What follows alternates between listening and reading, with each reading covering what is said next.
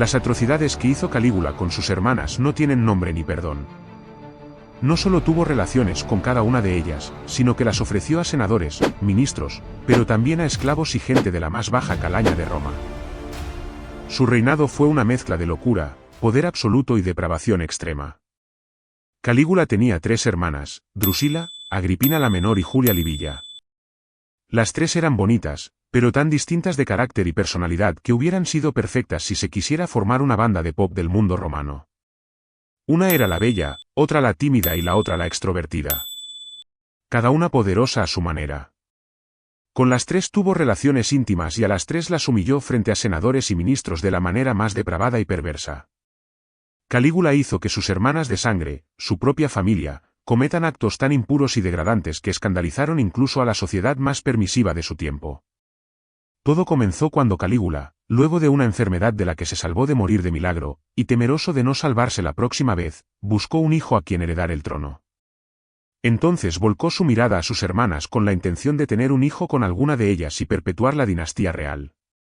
Tenía relaciones íntimas con cada una de ellas, más de una vez, y dicen los escritores de esa época que incluso con 2 de sus hermanas al mismo tiempo. Hasta que embarazó a una de ellas.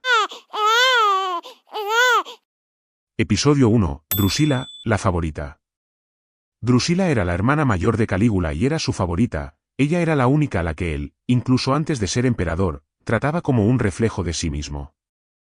La relación entre ambos no era como la de 2 hermanos normales.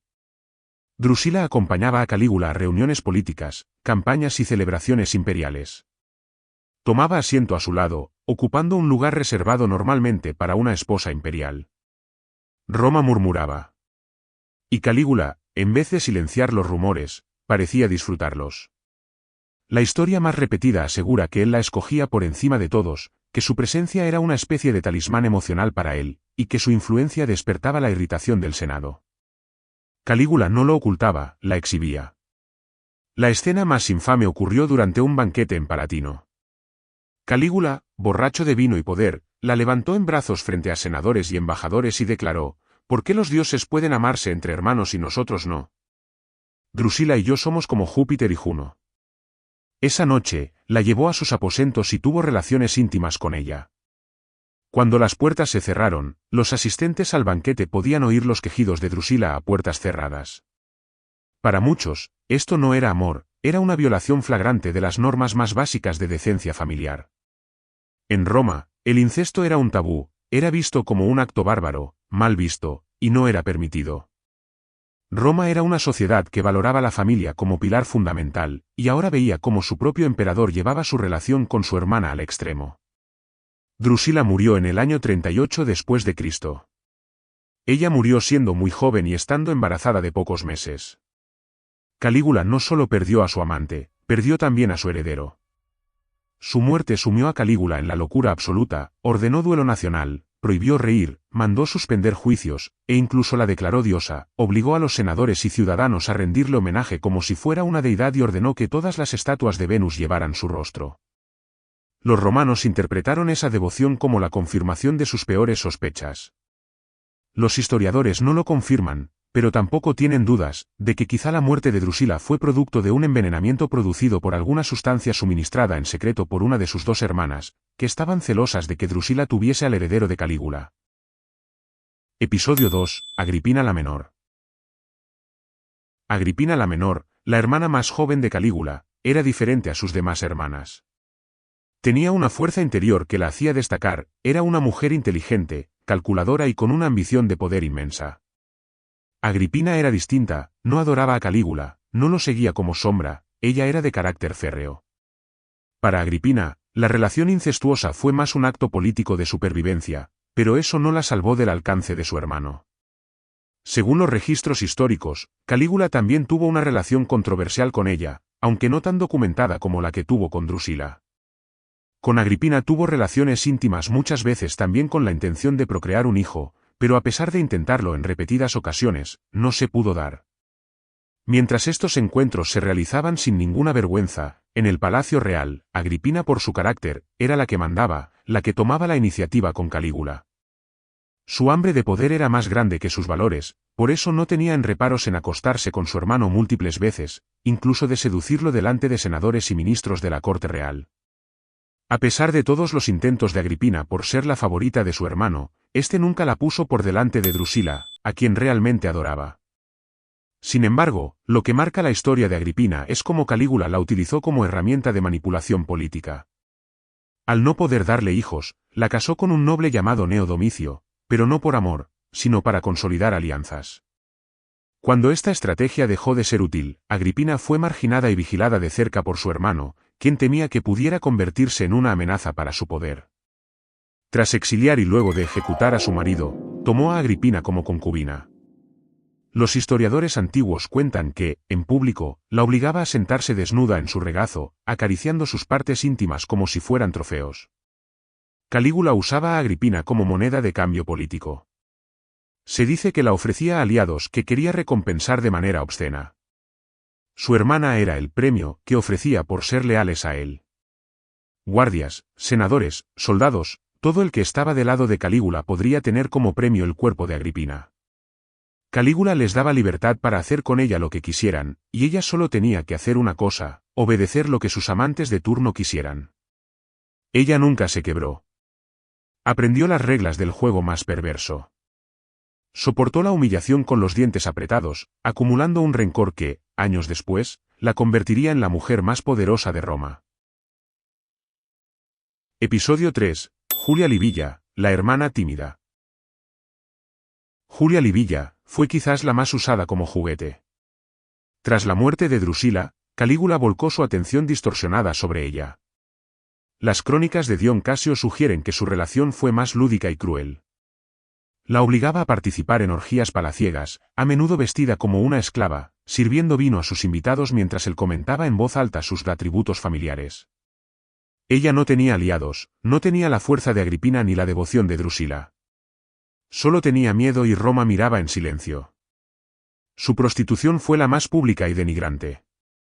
Calígula, en un acto de supremo cinismo, la inscribió en el registro de prostitutas de Roma. No bajo un seudónimo, sino con su nombre patricio, Julia, hija de Germánico. La obligaba a ejercer en un burdel cerca del foro, donde cualquier ciudadano podía pagar por los servicios de una princesa de sangre imperial. Un lugar maloliente, sucio y decadente. La belleza y porte aristocrático de Julia Livilla destacaban incluso entre las damas más refinadas de Roma y ahora se encuentra en este lugar deprimente, con olor a vino barato, sudor y aliento de alcantarilla de la gente más baja de Roma. Según las crónicas de los historiadores, cuando Livilla entró en la sala principal del prostíbulo, el silencio cayó sobre los presentes. Allí estaba ella, vestida con una túnica sencilla que contrastaba con su porte noble. Los hombres, borrachos y excitados, la miraban como si fuera una pieza exótica en exhibición. Algunos reían nerviosamente, otros murmuraban entre ellos, preguntándose si esto era real o algún tipo de broma cruel. Livilla no dijo una palabra. Su rostro permaneció inexpresivo, pero sus ojos reflejaban una mezcla de horror y resignación. Sabía que cualquier intento de resistencia sería inútil. Los hombres comenzaron a acercarse, algunos con timidez, otros con arrogancia. Julia Livilla fue sometida por toda clase de hombres, artesanos, herreros, esclavos libertos, vendedores, apostadores y visitantes de paso del burdel. El dueño del prostíbulo, siguiendo instrucciones previas de Calígula, anunció que quien tuviera unas pocas monedas podría pasar tiempo con Livilla. Calígula ordenó que el precio del cuerpo de su hermana sea mucho menor que el de la cortesana más ranqueada. Así, una princesa de sangre imperial fue reducida a mercancía barata, tratada como la más vulgar trabajadora del lugar. De esa forma Calígula degradaba al máximo la moral de su hermana. Cuando no estaba en el burdel de Roma, Livilla era obligada a participar en los festines privados organizados por Calígula, donde ella debía interactuar con figuras prominentes de la corte, incluidos senadores y nobles, bajo la atenta mirada de Calígula. Estos eventos no eran meras reuniones sociales, eran exhibiciones de poder, una forma de demostrar que incluso su propia hermana estaba bajo su control total. Este acto no era solo contra Livilla, era una bofetada a todo el Senado, un mensaje claro: mi familia, y por extensión el Estado, es mi propiedad para hacer con ella lo que yo quiera. ¿Qué pasó con Livilla después? Aquí es donde la historia se vuelve aún más oscura. En el año 41 después de Cristo, Poco antes de la caída de Calígula, Livilla fue acusada de conspiración contra el emperador. Algunos historiadores creen que estas acusaciones fueron fabricadas por Calígula mismo, quizás como castigo por alguna transgresión real o imaginaria. Fue desterrada a la isla de Pandataria, donde murió en condiciones miserables.